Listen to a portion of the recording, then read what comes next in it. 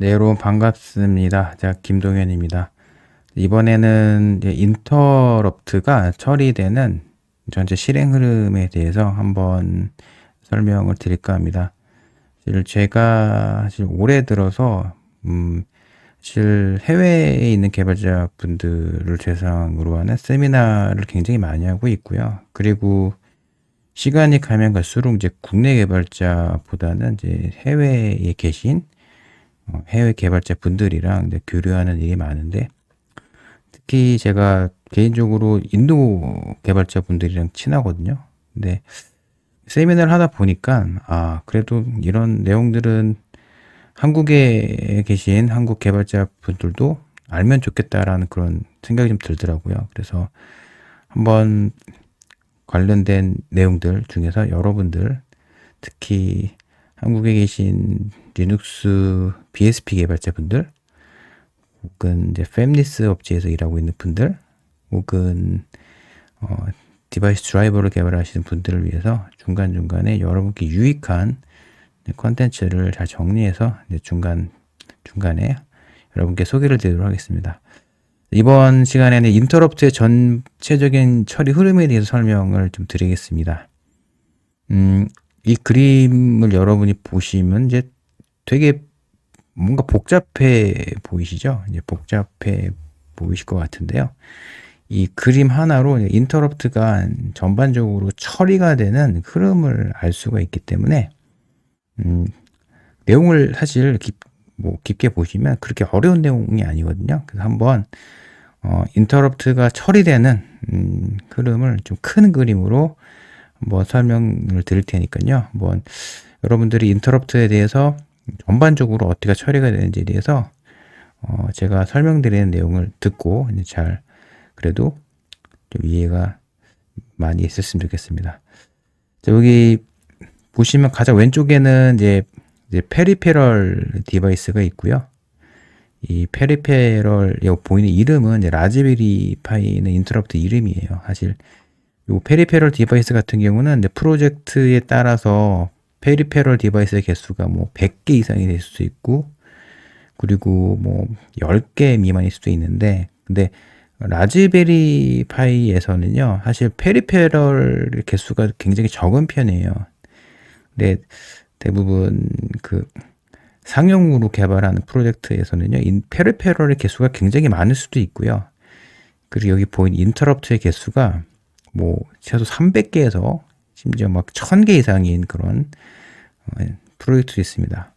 그러니까 라즈베리 파이 같은 경우는 이제 교육용 보드이기 때문에 좀 어찌 보면은 상용 프로젝트와 좀 이제 다른 점이 있다라는 점을 염두에 두셨으면 좋겠어요. 그러니까 라즈베리 파이 같은 경우, 라즈베리 파이가 실제 상용 프로젝트에서 설정하는 뭐 여러 인터페이스를 사용하는 경우들이 있는데, 근데 사실 라즈베리 파이를 보면은 좀 많이 부족한 게 많습니다. 예, 뭐 드라이버 피처라든가 여러 기능을 보면요, 좀 부족한 부분이 많은데, 그 이유가 뭐냐면 교육용 보드이기 때문이에요. 교육용 보드로 만든 시스템이기 때문에 상용 프로젝트에 비교하면 소프트웨어적인 복잡도라든가 완성도가 그렇게 아주 높다라고 볼 수는 높진 않은 것 같습니다. 자, 근데 페리페럴 디바이스 인터럽트를 이렇게 유발을 하게 되면요, 근데 여기 보시는 바와 같이 GIC라는 게 있는데, 이 GIC가 뭐냐면 이제 제너럴 인터럽트 컨트롤러예요. 뭐냐면 암사에서 릴리즈한 인터럽트 컨트롤러이고요.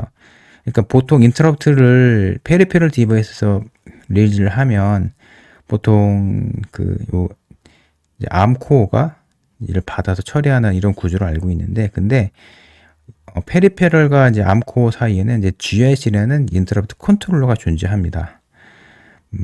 그리고 인터럽트 컨트롤러인 GIC 오른쪽에는 이제 이 부분이 있는데, 사실 이게 여기 이렇게 표기된 부분 있죠. 이렇게요. 파란색으로 표기된 부분은 ARM 프로세서, 리눅스 커널이 실행이 된 ARM 프로세서인데요. 이 부분은 이제 ARM 코어라고 볼 수가 있는데, 그러니까 일반적으로 우리가 개발하고 있는 전체 시스템이라고 보시면 됩니다. 그런데 여기 보면 ARM 인터페이스로 되어 있는 부분이 있죠. 그러니까 이 부분까지는, 빨간색으로 된 부분, 이 부분까지는 어찌 보면은 좀 암 아키텍처에 의존적인 동작이라고 보시면 돼요. 그러니까 인터럽트를 처리하는 방식을 제대로 이해를 하시려면 이제 암 아키텍처적인 관점으로 인터럽트가 어떻게 처리가 되는지를 먼저 아셔야 되고요. 그 다음에 여기 있는 빨간색으로 되어 있는 부분 있죠? 이 부분은 리눅스 커널 관점으로 인터럽트가 처리가 되는 흐름입니다. 여기 보이는 빨간색 부분은요, CPU 아키텍처와는 이제 무관한 그런 소프트웨어 레이어라고 볼 수가 있어요. 그리고 오른쪽, 가장 오른쪽에는 각각 인터럽트를 핸들링하는 인터럽트 핸들러가 있는 이제 박스입니다. 그래서 각각 이제 컴포넌트별로 인터럽트가 어떻게 처리가 되는지에 대해서 차근차근 하나하나씩 이제 알아보도록 하겠습니다. 가장 먼저 페리페럴 디바이스 인터럽트가 유발이 되는 상황인데요. 이 1로 되어 있는 부분인데 보통 페리페럴 디바이스 인터럽트를 유발하게 되면은 이를 GIC가 받아 처리합니다. 그러니까 GIC는 제네릭 인터럽트 컨트롤러의 약자인데요. GIC는 이제 ARM사에서 릴리즈한 인터럽트 컨트롤러이죠. 그 인터럽트 컨트롤러를 그 칩셋 업체나 SoC 업체에서 자체로 적으로 설계해서 인터럽트 컨트롤러를 이제 실장할 수가 있는데, 근데 대부분 ARMv8 아키텍처 기반의 ARM 프로세서를 탑재한 경우는요, 대부분 GIC를 씁니다.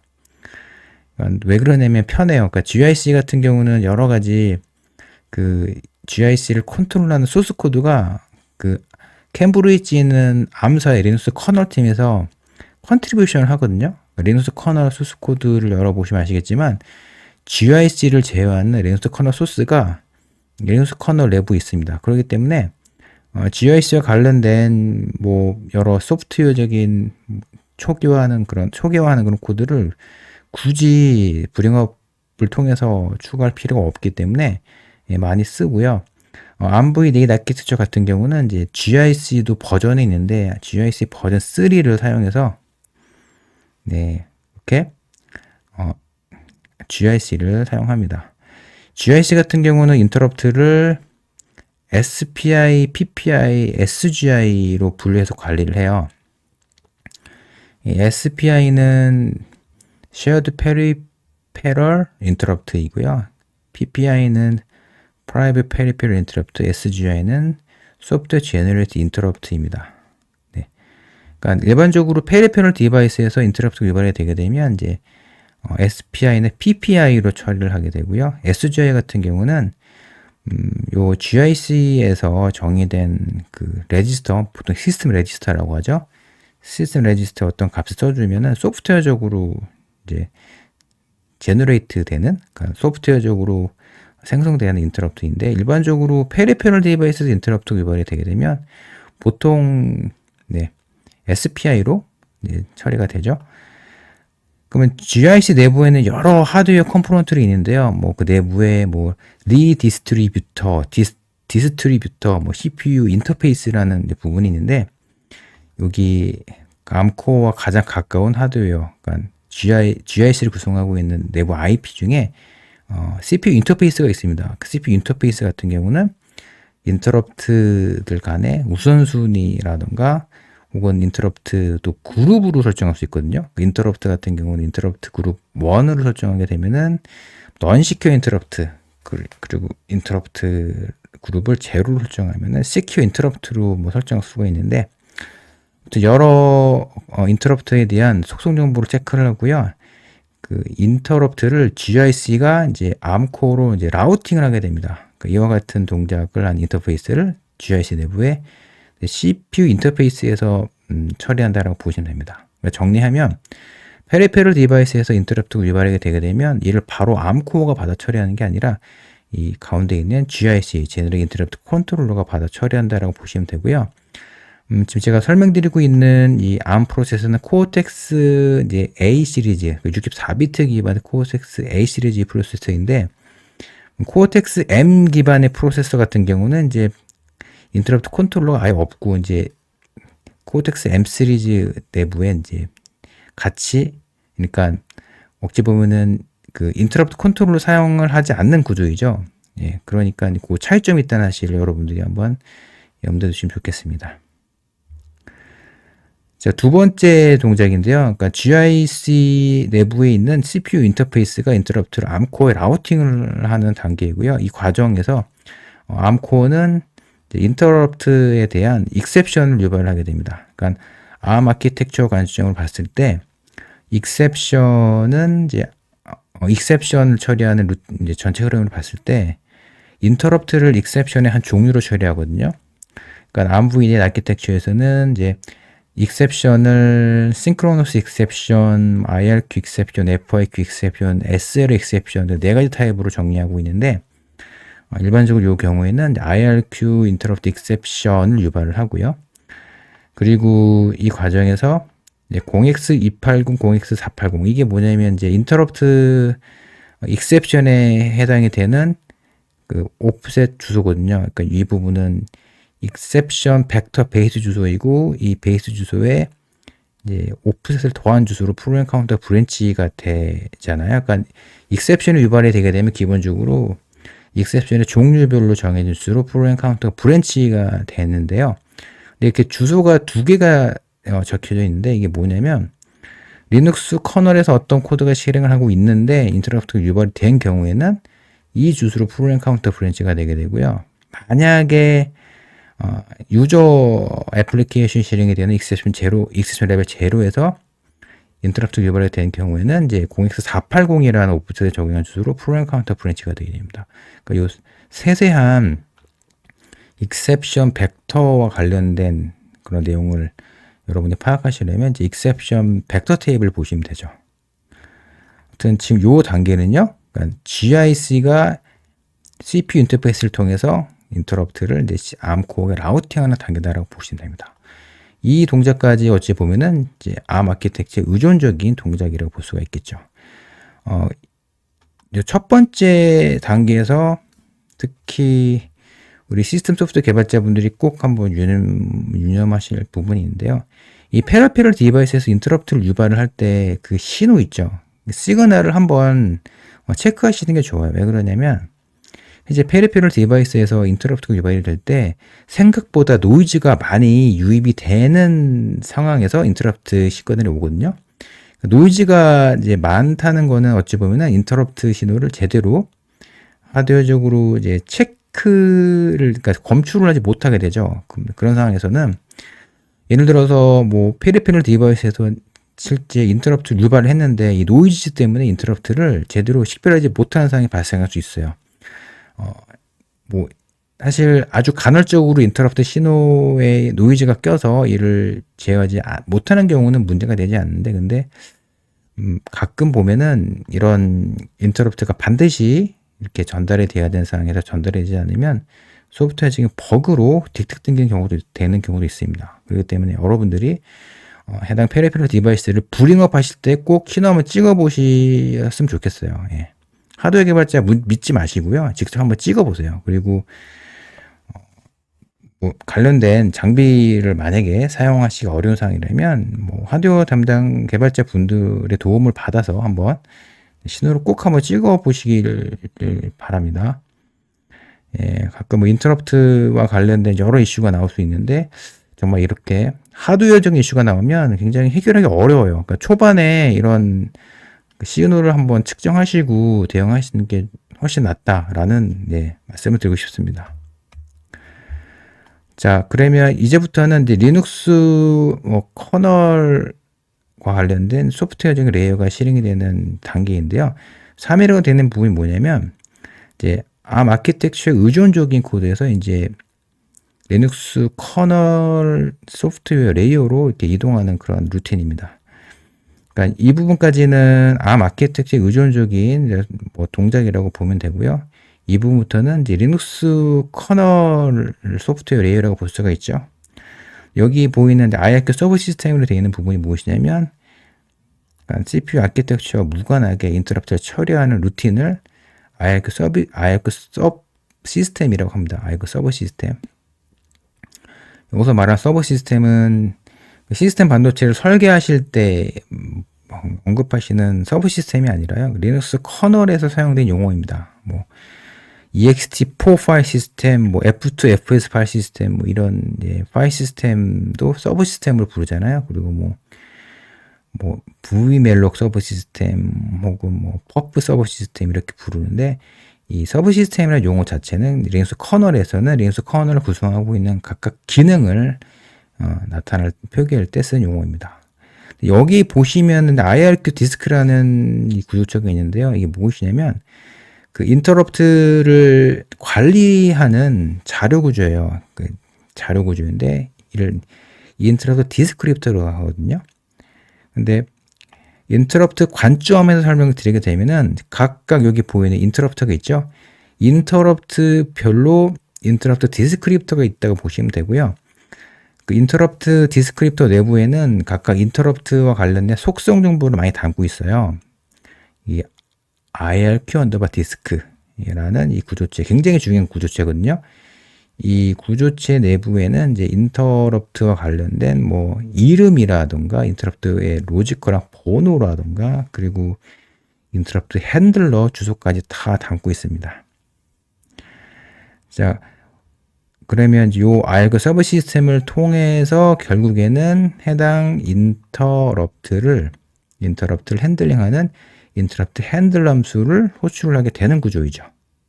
그러니까 이 부분부터는 여기 IRQ 서브 시스템부터는 아키텍처와는 무관하게 인터럽트를 처리하는 루틴이라고 보시면 됩니다. 네 번째는 인터럽트 핸들러를 호출하는 이제 동작이에요. 인터럽트 핸들러를 IRQ 서브 시스템 뭐 API를 통해서 호출을 하게 되는데요. 그 리눅스 커널에서 정의된 뭐 여러 ftrace 이벤트 중에 가장 많이 쓰는 이벤트가 이제 인터럽트를 처리하는 그 이벤트잖아요. 그 이벤트를 키시게 되면은 이제 인터럽트의 번호라든가 인터럽트 핸들러를 호출하기 이전 시점에 이제 ftrace 이벤트 정보와 그리고 인터럽트를 처리를 마무리한 그 다음에 정보를 출력하죠. 예. 여기 보시는 이 정보는 인터럽트 핸들러를 의미합니다. 인터럽트 핸들러는 말 그대로 인터럽트에 대한 핸들링을 하는 그런 루틴이 있는 코드인데요. 예를 들어서 여러분이 휴대폰을 터치하시게 되면은 터치 인터럽트가 유발이 되거든요. 그러면 이제 터치 인터럽트가 이런 흐름으로 유발이 된 다음에 터치를 처리하는 터치 인터럽트 핸들러가 호출이 되겠죠. 보통 터치 인터럽트 같은 경우는 그 터치 좌표를 이제 터치 페리페럴 디바이스로부터 전달받아서 그 좌표 정보를 멀티 터치 프로토콜에 맞게 유저 이벤트를 쏴주는 그런 동작을 이제 인터럽트 핸들러에서 처리를 하게 됩니다. 센서 같은 경우도 뭐 비슷하죠. 센서도 이렇게 인터럽트가 유발이 되게 되면 이런 경로로 이렇게 처리가 되게 되고요. 그리고 센서를 처리할 수 있는 센서 인터럽트 핸들러에서 센서와 관련된 여러 가지 동작을 수행하게 됩니다. 여기 보인 인터럽트 핸들러 같은 경우는 뭐 되도록 빨리 처리가 되도록 구성이 되어 있고요. 그리고 여러분들이 인터럽트 핸들러를 구현하시게 되면은 반드시 생각하셔야 되는 게 무엇이냐면 인터럽트에 대한 후반부 처리 기법이죠. 그러니까 인터럽트가 얼마나 자주 호출이 되는가, 그리고 인터럽트에 대한 어찌 보면은 이제 시나리오에 따라서 인터럽트 후반부 처리 기법을 생각하실 필요가 있는데요. 뭐 일반적으로 threaded IRQ라 그러죠. IRQ 스레드를 생성해서 후반부로 처리하는 이 기법을 사용하시면 웬만한 경우는 다 이제 커버가 될 겁니다. 왜 그러냐면 이제 threaded IRQ 방식을 사용하시게 되면은 각각 인터럽트에 대한 후반부로 처리할 수 있는 IRQ 스레드가 생성이 되는데요. 해당 스레드는 RT 프로세서의 우선순위가 높고요. 그리고 그 여러 가지 되게 구현하기 간단해요. 왜 그러냐면 스레드 핸들러만 만들어서 스레드 핸들러 내부에 인터럽트 후반부를 처리하는 코드만 넣어주면 되거든요. 그렇기 때문에 여러분이 만약에 인터럽트 핸들러에서 좀 뭐 간결하게 뭔가 코드를 처리하고 그 다음에 후반부로 어떤 기법을 사용해서 얘를 처리할지에 대해서 고민하신다면은 아예 그 스레드 방식을 사용하시면 됩니다. 인트로트 후반부 기법으로는 뭐 다 아시겠지만 뭐 태스크 리시라든가 또 워크 큐라든가 뭐 여러 가지 방식이 있잖아요. 근데 보면은 스레드 다이렉트 방식이 가장 뭐 간단하고 간결한 것 같습니다. 네, 이번에는 리눅스 커널에서 인터럽트를 처리하는 흐름에 대해서 뭐 정리를 하겠습니다. 첫 번째 단계는요, 인터럽트가 발생하면 아키텍처적으로 이를 처리하는 그런 단계가 첫 번째 단계이고요. 두 번째 단계는 인터럽트 핸들러를 호출하는 단계. 네, 요 단계죠. 이렇게 구분할 수가 있고요. 그리고 디바이스 드라이버 관점으로 봤을 때 인터럽트 핸들러가 호출되는 동작은 디바이스 드라이버 관련 코드에 다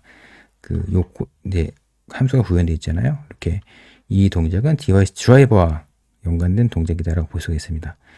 마지막으로 여러분들이 인터럽트 핸들러에서 인터럽트를 처리하실 때 또 주의하셔야 할 점이 있는데요. 인터럽트 핸들러에서는 이제 호출할 수 있는 리눅스 커널 API가 제한이 돼 있죠. 예. 특히 인터럽트 핸들러에서는 뮤텍스 쓰시면 안 됩니다. 뮤텍스 쓰시면 못 쓰게 될 거예요. 뮤텍스 쓰시면은 아마 커널 레이어에서 아마 에러를 뱉어낼걸요. 아마. 예. 왜 그러냐면 인터럽트 핸들러에서는 슬립을 지원하는 함수로 호출을 하면 안 됩니다. 그러니까 뮤텍스 같은 경우는 슬립을 지원하는 그 동기화 기법이고요. 왜 슬립을 지원하냐면 뮤텍스 같은 경우는 어떤 프로세스가 그 뮤텍스를 잡고 크리티컬 섹션에는 코드를 실행하고 그리고 크리티컬 섹션에는 코드 실행을 마무리한 다음에 그 다음에 뮤텍스를 해제하잖아요. 근데 그 어떤 A라는 프로세스가 뮤텍스를 잡고 어떤 크리티컬 섹션의 코드를 실행하고 있는데 B라는 프로세스가 이제 같은 그 구간의 코드를 실행하려고 시도하게 되면은 이제 그 뮤텍스에 먼저 접근을 하게 되죠. 근데 B라는 프로세스 같은 경우는 이제 슬립에 진입하면서 뮤텍스를 기다리게 돼요. 그러니까 왜 그러냐면 A라는 프로세스는 뮤텍스를 획득한 상태에서 크리티컬 섹션의 코드를 실행하고 있는데 근데 크리티컬 섹션에는 코드를 A라는 프로세스가 실행하고 있는데 B라는 프로세스가 이제 해당 크리티컬 섹션에 있는 코드에 접근하게 되면은 또 뮤텍스 획득을 시도를 하게 되거든요. 근데 이 과정에서 B라는 프로세스가 슬립에 진입하면서 뮤텍스를 기다리게 돼요. 근데 생각해 보세요. 인터럽트 핸들러에서 슬립에 진입한다. 말이 안 되는 상황이죠. 네. 왜 그러냐면 인터럽트 핸들러는 기본적으로 소프트웨어적으로 관점으로 봤을 때 프로세서가 어떠한 프로시 루틴에 따라서 실행하고 있는데 실행을 어찌 보면 멈추게 한 다음에 이런 루틴 실행이 되는 거잖아요.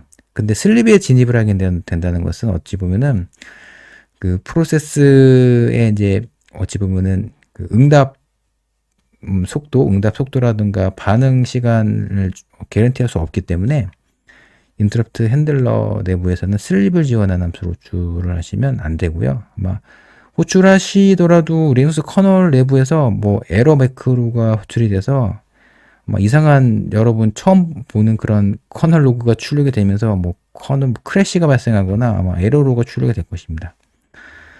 여기까지 인터럽트와 관련된 전체 실행 흐름을 큰 그림으로 설명을 드렸습니다.